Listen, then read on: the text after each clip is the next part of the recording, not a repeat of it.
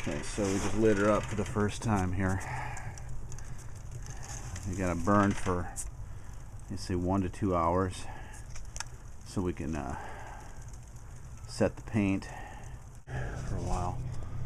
Got my spark arrestor up there.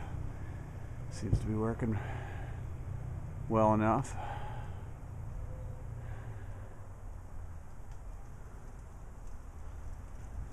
It's a lot of stovepipe. Alright, so here's how this is going to work. What I have done is I have taken the top shelf off of one of my sheet metal shelving units here. Okay.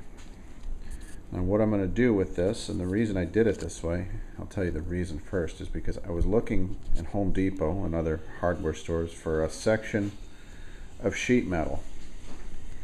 And not only could I not find one the proper size, the smaller ones that I did find were so insanely expensive I would end up paying probably 40 bucks for one like this for what I need. Now this isn't exactly the size I need, but I can improvise. It's a little bit smaller. The width isn't so important because I'm going to close the window on it.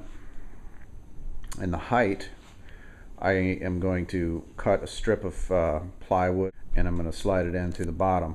And I'll show you that when we do it later. But what this piece is for is this is going to be the panel that's going to sit in the open window through which the stovepipe is going to pass.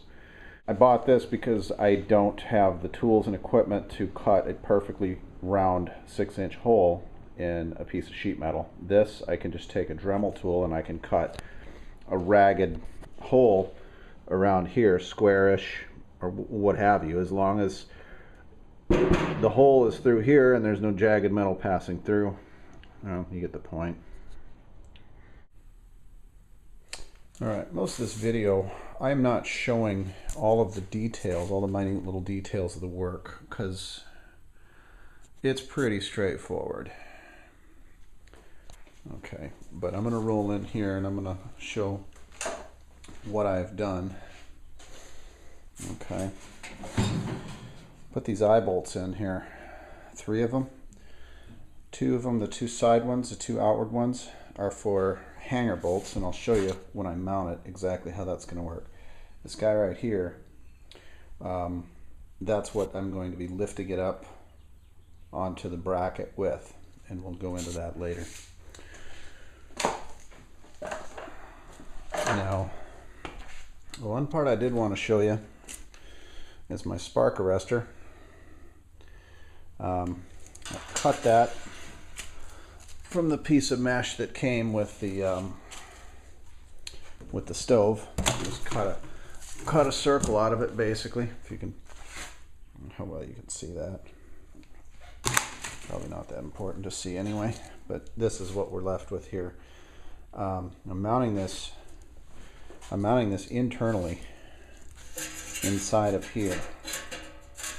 Okay.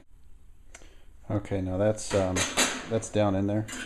It's just above the flue there, or the damper rather. I don't even have my terminology straight with these. I'm not a wood stove expert by any stretch here, but just trying to make all this work.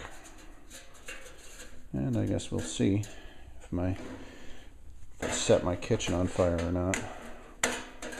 So this guy goes in here. Be throwing some sheet metal screws in around here.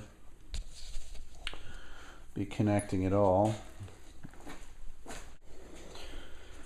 This piece here is going to be my horizontal stretch. That's going to take us out the window. Now the piece leading up is going to go straight up the side of the house, and it's going to stand off from the house a ways. And I'll show you how all that's going to work.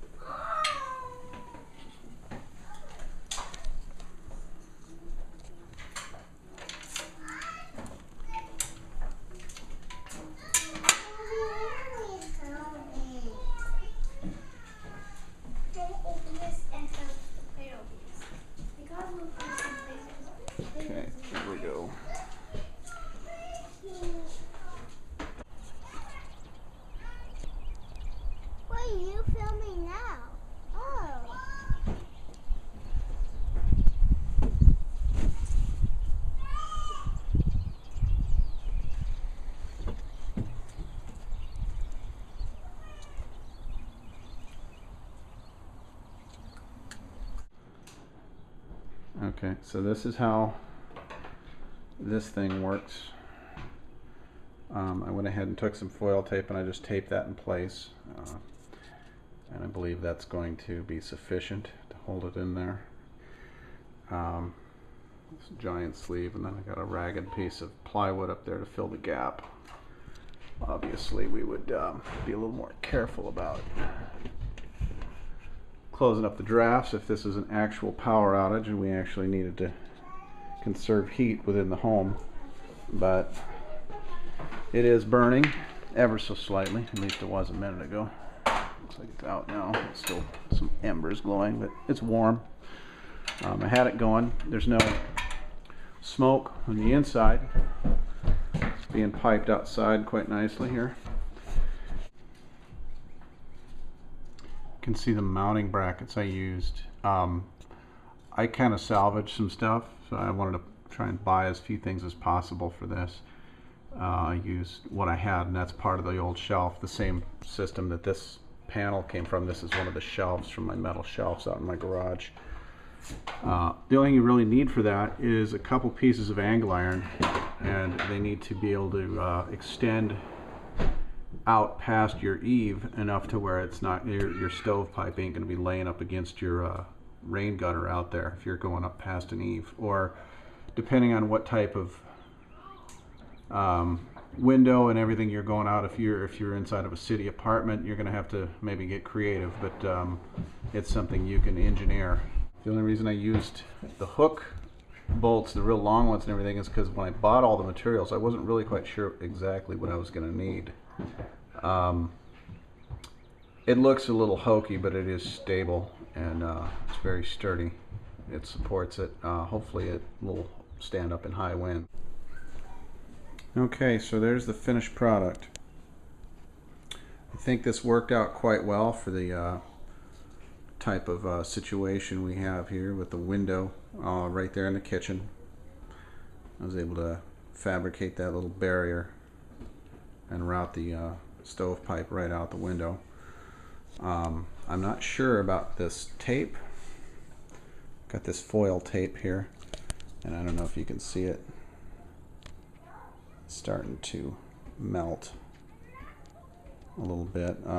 I guess maybe it's supposed to do that. I don't know. Maybe somebody can write in some info on that if you have any idea about that stuff. I don't really have much of an idea, but I believe this will keep us warm in the winter time if our power ever goes out, for at least a temporary situation, for as long as we have wood for.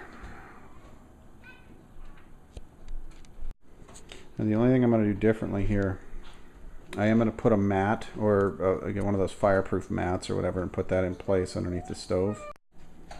In closing, the only thing I really have to say is, if you live in a cold area and you intend to try and heat your home in an emergency situation with a setup like this, don't just buy the stove and think, oh, I'm good to go. Okay. We bought this stove, and I was surprised at all the work and everything it took to rig this setup up out of my window. Okay, this is kind of a, I guess, a part 2 to Yankee Prepper's video on his Yukon stove. Same type of stove, relatively. He had a real good video on just turning people onto the notion of having a little stove like this to be able to set up in case of emergency. And this, I believe, takes it a little bit further and shows exactly how, in this particular situation, how you can set it up in your own home. I highly encourage people to go ahead and do this for yourselves. Get it set up, get it burning in your own kitchen for a while, and make sure that it works, because you don't want to be having to fabricate and engineer all of this when your family is cold in your home and you have no power and there's no idea when it might come back on. So get it done, get it taken care of. And that's pretty much all I got.